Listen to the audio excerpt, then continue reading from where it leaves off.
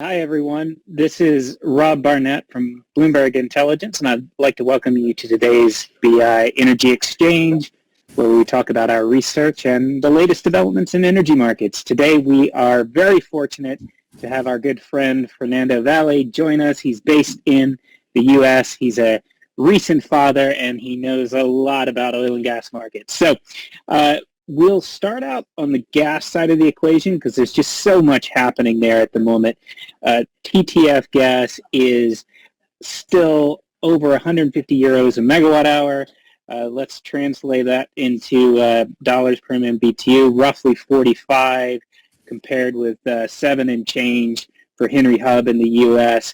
A lot of questions on whether Nord Stream 1 is actually going to restart. And Fernando, I just want to get a sense, is there an opportunity here from your perspective for the U.S. integrateds or E&Ps to benefit from the crisis we're seeing unfold over here in Europe? First, great to be here. Thanks for having me. I think it's actually mostly beneficial to U.S. refiners, especially those in the East Coast, because we import a lot of gasoline, some diesel into the East Coast, and that sets the pricing for the rest of the country. And so because Europe is struggling with high power prices, replacing Urals, their margins are really going to take off. The integrators don't have a lot of capacity in the East Coast anymore. It's mostly the independent refiners, Phillips 66, PBF Energy, Valero. So they benefit the most. But then you're right, the integrateds and some of the independents also benefit, especially those with LNG capacity. And we saw Conoco now in a JV with Sempra Energy to build more LNG terminals. Obviously Exxon with Golden Pass and Sabine Pass, and then Cheniere Net Export, and then some of it's a little bit more challenging for the Fortress New Energies of the world that are merchant, and they have to buy spot cargoes. Obviously those spot cargoes are through the roof, and so they won't benefit as much, but still a place to do some trading and have some trading gains. On the E&P side, certainly those with gas exposure, they're seeing a change in their magnitude. I mean, you said Henry Hub $7. I mean, I remember when we struggled to break 3, and I think with these higher prices, we're certainly going to go towards more LNG terminals being built, and then the likelihood that we'll get back to the 3s are almost none, I would think. Even though we have a magnitude of natural gas resources in North America, building interstate infrastructure is so difficult that I think we're in a higher for longer, maybe not double digits, but at least the high single digits for a long period of time. I want to probe on that a little more. One of the ideas I've often thought a lot about is whether we could see a global benchmark price in the same way that Brent or WTI is for crude emerge in the gas markets, or do you see they're really continuing through time this big divide like we've got right now between, say, U.S. and Europe? Well, I think we could see a benchmark for LNG, but one for natural gas is difficult because it's just so hard to move, and regasifying, liquefying would be very difficult, right? You wouldn't take natural gas from the U.S. to then go to the UK, liquefy it, and then regasify it, reliquefy it, and export it again. So it's not as fungible as oil, but I think there will be a benchmark for LNG because we're getting into these movements now where cargoes are turning around because they're getting outbid. And thirdly, there is also the traditional LNG price used to be on a 14% slope to Brent or JCC, whatever crude benchmark. And I think that is where I think the breakdown is most clear, because there's certainly a change between crude oil and natural gas markets, and you can't continue to price LNG off of crude as you have in the past. So I think that is what begets the LNG benchmark, but not a natural gas benchmark. Patricio Alvarez, I want to bring you on. Patricio is an analyst who looks after European gas markets and utilities over here. So Patricio, what do you make of the current gas market situation in Europe, how much are companies that need to supply their customers over here willing to pay for gas at the moment? So the short answer for that, I think, is whatever it takes at the moment. Anything is welcomed. So the current situation is increased supply risks, especially now that Nord Stream 1, which is the key pipeline carrying about 30% of gas imports from Russia into Europe, is set to restart tomorrow after a 10-day planned outage. So the good news is that Gazprom has confirmed flows will restart tomorrow, and the bad news are that we don't know just how much. Will it be the 40% capacity that we saw during mid-June, or will it be the 60 to 70% capacity that we saw prior to June? So this sort of plays into our thesis that Russia will will keep the flows going with intermittent disruptions here and there, just to keep that leverage, or that geopolitical leverage, if you may, on the continent, whilst perhaps with an end game in sight closer towards the winter. If there is to be a full shut off, we would expect that to be closer to the winter months. Whilst now it seems that these cuts are just preventing the continent from refilling its storage to sort of weather that winter heating season in a good shape. And this has prompted the EU to launch a gas reduction plan, which is targeting about 15% reduction from August to March 2023. And I think the things that are worth highlighting is, one, that there's very little detail into which sectors will be prioritized the most. It's just it's a blanket sort of statement, just reduce gas wherever you can. It's not legally binding yet, but the Commission has said that it could move into a mandatory stage if we get closer to that shortage crisis scenario. Which could be the case if we don't see these voluntary curtailments take place. Okay, very interesting, Patricio. Will Hares, I want to get some perspective from you real quickly. You've got a note out with Patricio looking at the gas situation in Italy. I know there's been a lot of focus on Germany and Nord Stream, but how exposed to this gas dynamic is Italy, and how much are you worried about an economic contraction as a result of what's going on in the gas market? Yeah, thanks, Rob. So after our sort of deep dive on Germany, we've taken a look at Italy, which seems to have flown under the radar a little bit from the perspective of a potential full Russian gas cutoff. Keep in mind that Italy is the second largest importer of Russian gas in the European Union. In 2021, they imported roughly 30 BCM, and that compares to Germany's roughly 40 BCM. So it's a significant importer here, and of course there's a major hit that would occur in the event of a Russian gas cutoff. But there are a couple of key differentiators between Italy and Germany's economy and gas end markets in particular. So, for instance, Italy has a much larger share of power generation for its gas demand than Germany. This allows for some flexibility in using coal and accelerating renewables build-outs as well. This compares to Germany's call for gas on power generation at under 10%. And on the other side, Italy has less share of gas demand for industry. So, of course, German industry is very well known, and that's about 40% of their gas goes towards industry, and that is why we have highlighted a key risk for industrial curtailment in the event of a Russian gas shutoff for Germany. It would also hit Italy as well. We've modeled a roughly 10 BCM impact, which is nearly 10% of 8 BCM impact, which is nearly 10% of their 2021 gas demand. But given the flexibility in their economy, they're less reliant on industry as compared to Germany, and really importantly, they're much wider supply diversity than Germany. They have pipelines coming from Algeria, from Libya, from Azerbaijan. They have North Sea connections. They have 3 LNG import facilities existing and are adding 2 floating storage regasification units this winter, and also a little bit of domestic production. And they're leaning on all of these levers to try and mitigate the impact of loss of Russian molecules.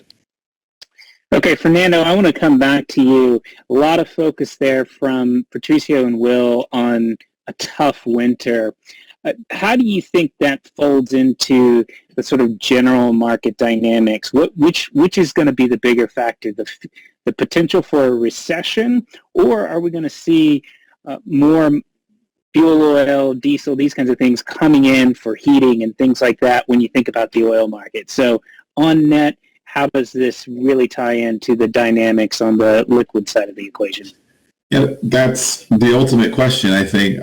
I think in the short term, until we see the winter, which, obviously January, February, and what kind of renewable production we'll get during those months, and whether Russia does cut out natural gas supply, I think the recession fears still are the most prevalent.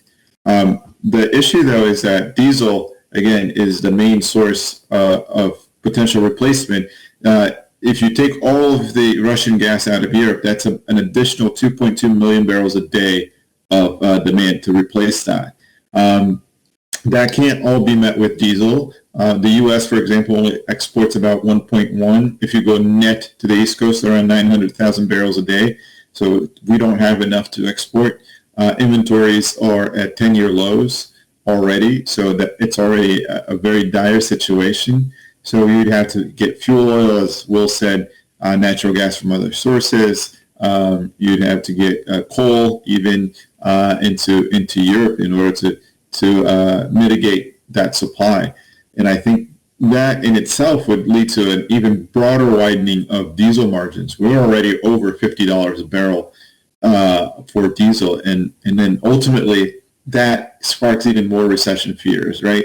The cost of diesel really permeates every facet of our economy, and especially if you lose natural gas, that really would bring about concerns of a recession, especially in Europe, but that would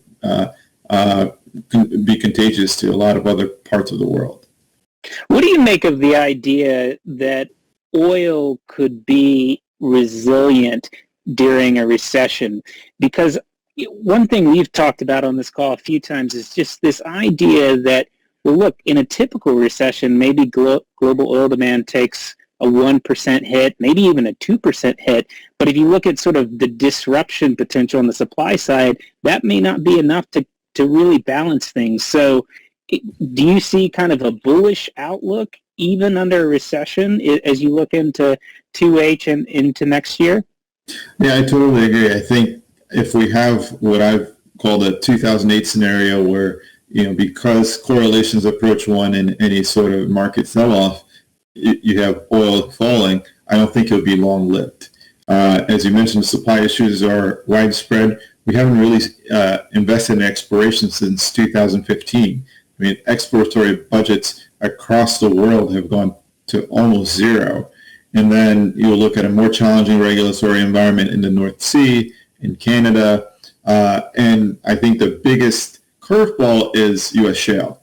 And I've seen some of the bullish outlooks expect U.S. shale to get to 18, 19 million barrels a day.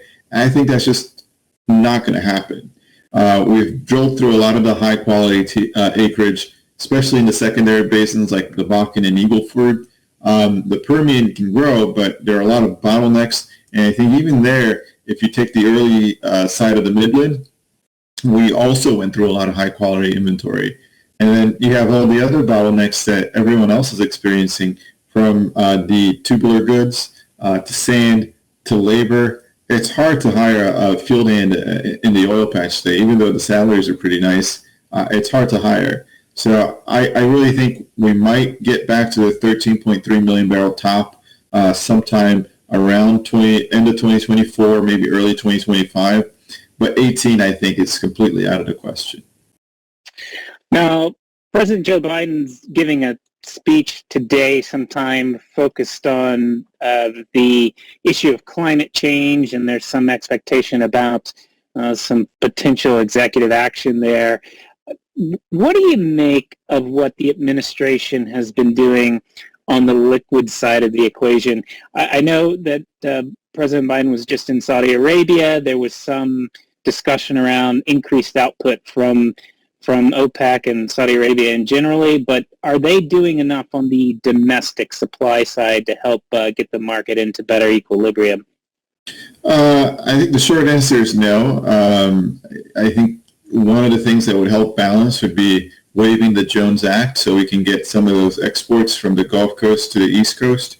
But I think overall liquids production, I think one, you have to address the labor shortage and the continued subsidies to unemployment have been an issue, not just for the oil patch, but for several industries as well.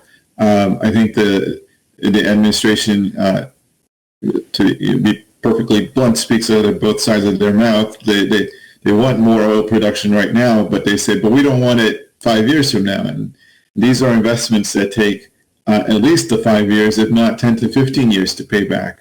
So in order for you to have that, you need to have clarity on the regulatory environment. You can't just have this ask for production to happen right away. And third, I think there is growth. I mean, we've gone from 11 million barrels at the peak of the pandemic to now almost 12.2, 12.3 million barrels a day. So we are growing. It's just not the pace that everyone hopes, but it's not as easy as opening a tap. It takes time, it takes money, and it takes people. And all of those were wiped out in 2020, and we're rebuilding, and it's a gradual process. Very interesting. Salih, Yilmaz, I want to bring you on and get your reaction here. There's been a lot of discussion about whether OPEC can actually fill the gap if there is need for more supply. What do you make of the OPEC numbers? Do they actually have ability to bring production online anytime over the next couple of years as we're trying to get some better footing on the supply side in the oil market? So short answer to that is yes, to an extent. We estimate that OPEC as a group has about 2 million barrels per day of spare capacity left, which is pretty much only from Saudi Arabia and the UAE. And this may sound like a notable amount, and it is, and it would help kind of get the market closer to being in an equilibrium according to our calculations. But the thing is, I think we're at a stage where OPEC will be very careful and very cautious in managing this spare capacity. And this is the indication that we got from the meeting that Joe Biden had in Saudi Arabia as well, where the response from the Saudis was that we will respond, we will open the taps if the market needs it, rather than saying, yes, we're ready to just open the taps. Because I think they're very much aware that spare capacity is very important for the market, and it acts as a cushion against any other unexpected disruptions. And while bringing some more supply into the market right now could help ease the tightness, bringing spare capacity closer to zero could make the market very nervous and could then lead to a panic-driven rally as well. And I mean, historically, we know that in the oil market, unexpected things happen, explosions happen, and I think OPEC really is aware of that and will be very, very careful in managing the remaining spare capacity. So that's why, I mean, at next OPEC meeting, I think will be one of the more interesting ones. We really don't know what the next step they will take is. My expectation is that these two countries that everybody seems to agree that have spare capacity, Saudi Arabia and the UAE, will probably given a higher quota with a little bit more flexibility, but we don't expect them to just flood the market with the remaining extra capacity that they have. I think it will be incrementally.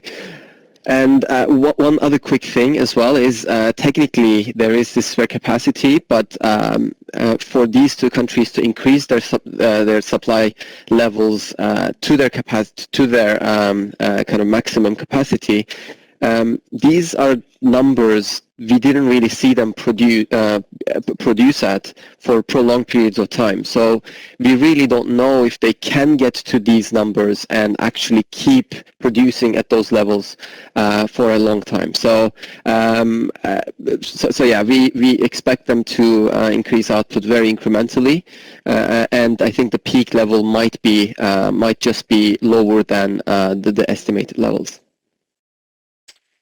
So certainly it looks like it could be a pretty bullish set of factors, and when you weigh what could be happening in the oil market with really high crack spreads, what's your sense, Fernando, on how the U.S. administration might respond? I mean, there is this discussion over here in Europe about windfall taxes, and given that the oil companies have really high cash flow, they're doing great by most measures these days. Are you worried about any kind of political pushback given their level of profitability at the moment? Yeah, I'm not really, mostly because the Democratic Senate has been very adamant about not increasing taxes, and this being a midterm year, I think it'd be very difficult for them to approve anything that would raise a windfall tax on an industry. It's also against the principles of free enterprise that the U.S. espouses, and so I think it would be a really hard sell, even though it will be used a lot in political discourse. As you mentioned, the crack spreads, I think the administration releasing 1 million barrels a day from the Strategic Petroleum Reserve has been one way that they found of mitigating this. I listen to Salih and I think, well, you have very little spare capacity, as he said, very little track record of sustaining production at those levels for long. And then after we peter off in October, you lose 1 million barrels a day of SPR releases. So that there goes half the spare capacity right there. And then at some point, you also have to refill the Strategic Petroleum Reserve, especially at a time of heightened geopolitical tension. So you're actually adding, maybe not the full 1 million barrels a day, but 300 to 500,000 barrels a day of additional purchases from the U.S. side. So that's again another bullish part of the setup, especially when you look out to 2023 and 2024. So Fernando, since we've got you here, it'd be great to get some perspective from you on the broader energy transition discussion that's been happening very actively here in Europe. I don't think it's quite as active over in the U.S. And there's some sense that perhaps because of ESG and other factors that some of the integrated oil majors have taken their eye off the prize. They've been focused on renewables and alternative investments over the last few years. Do you think that the divergence in strategy between the U.S. and European majors makes sense, or are we going to see increased spending on clean energy from the Exxons and Chevrons of this world in the next few years as well? I think Will and I have spoken to this at length. I think there's just a difference of opinion of how the transition will play out. And it makes sense as well on the actions when you consider the legal and political framework of BP and Shell in Europe. Shell losing a court case on global warming versus the U.S., where those cases don't really progress at all out of state courts. I think when you look at Chevron and Exxon, they believe in cleaning up the current infrastructure as opposed to investing in new energies necessarily. They're investing in carbon capture. They're investing in biofuels, liquid biofuels, as opposed to solar and wind. And I don't expect that to change anytime soon. They're also not doing as many mobility investments. Most of them have sold their retail stations, so that would be a step back in their strategy.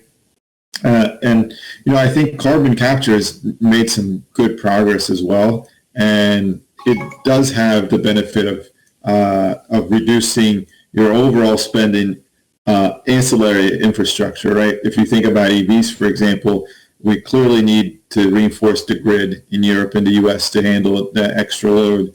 But not only that, EVs are 3 times as heavy as traditional vehicles. So you need to reinforce roads and bridges and garages and the like. EVs require a lot more mining, so you need to do a ton of more of the investments in the mining sector. And all of that will take time. So I think the transition will take longer, and there's just a difference of opinion between Exxon and Chevron and BP and Shell, in part because of the different backgrounds of their investors and the governments behind them.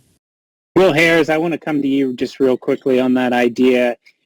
Given what Fernando was just pointing out about kind of focus on wind and solar versus CCS or biofuels, do you think we're going to see more shift in investment to some of the non-wind solar alternatives, or do you think that those are going to sort of remain cornerstones of the European energy major strategies?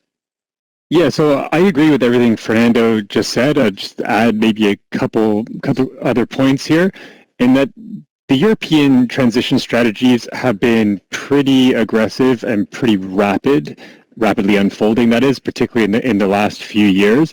And I don't see the existing backdrop of, gas crisis or global energy crisis, slowing that. If anything, I think for the Europeans, their strategies are a runaway train at this point. They are transitioning regardless of what happens in the commodity price markets. And I think we've seen that. We've seen that from some commentary from management, and we expect capital deployment to shift even more so towards these, historically lower return businesses as compared to particularly oil.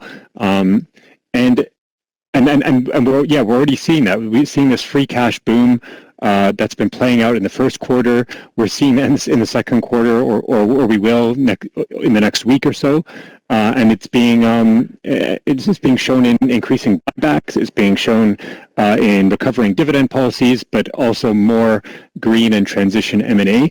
And I think another important distinction between the Europeans and the U.S. majors is that on the upstream side, the Europeans have almost uniformly, with the exception of BP, who still holds about 300,000 barrels a day of unconventional production, mostly in the Permian, is that the rest have sold down almost all, if not all, of their shale short cycle production. So it doesn't make sense for the Europeans, with the exception of BP, maybe to a certain extent, to be reacting, within a 6 to 12 month time frame, because they just don't have the short cycle exposure that, say, an Exxon or a Chevron does. And as Fernando was saying earlier, their long lead time projects are 5 to 10 years, and so they're much more focused on the conventional offshore, increasingly multi-year project timeframes. Okay, Fernando, we're going to come back around to you for just the last word, given that you're our guest here today. Very interesting discussion. What's your sense on what we haven't talked about that you are looking at for 2H that could really be useful for our customer group who's really thinking about the dynamics in the oil and gas market? Yeah, I think, Rob, first, again, thank you for having me. It's been a lot of fun. I'll just say that you have to look especially into Asia for demand. China has been the largest importer of crude oil over the past few years, and their real estate market is still in dire straits. We've seen defaults ramping, and that is tied to over 30% of their GDP. They also have significant inventories of gasoline.